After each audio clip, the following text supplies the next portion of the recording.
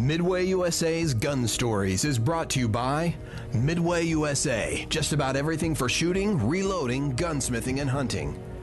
By Double Star Corp, the black rifle specialists. By Daniel Defense, lighter, stronger, better. By Rock Island Armory, solid as a rock.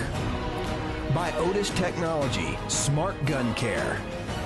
And by Sturm Ruger, arms makers for responsible citizens.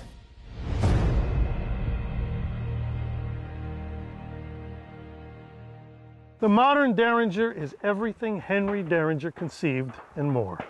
The state-of-the-art Bond Derringer opens from the top and is built like a tank, solving the Remington's greatest flaw of firing only one barrel instead of two.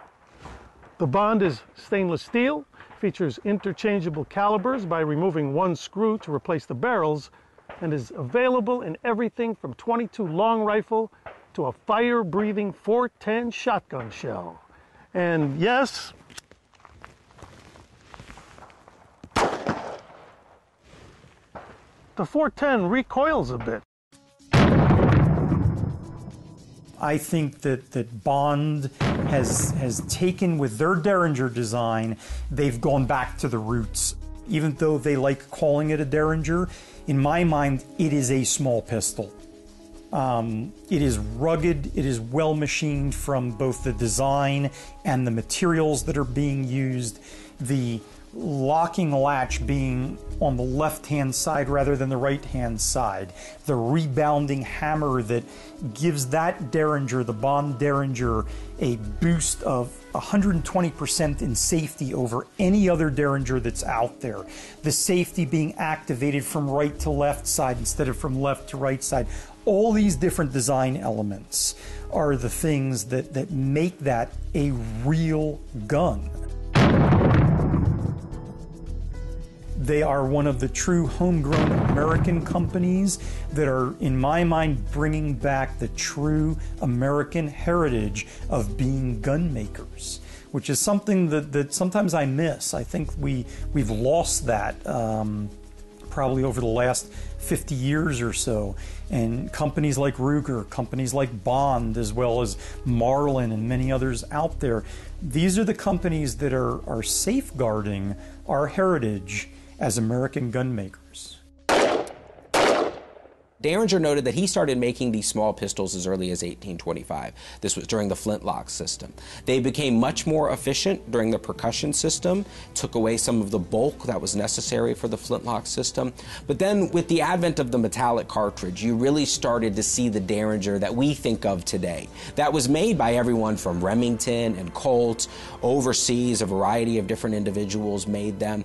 So it evolved greatly from that first small pocket pistol that Henry Derringer created in Philadelphia to the ones that we see today. The interesting thing about the Derringer is that even though it is this self-defense weapon,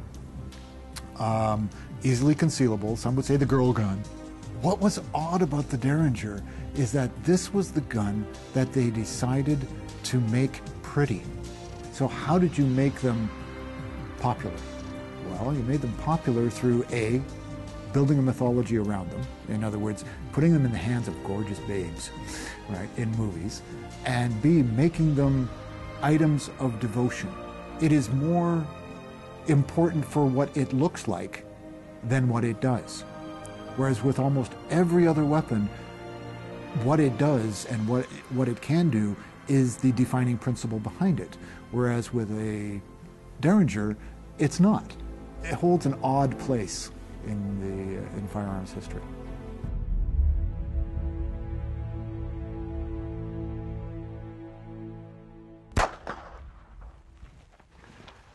While there may be a better choice for a modern concealed carry weapon, the small size and compelling nature of those two big holes at the end of the short barrels make the modern Derringer every bit as deadly as its ancestors.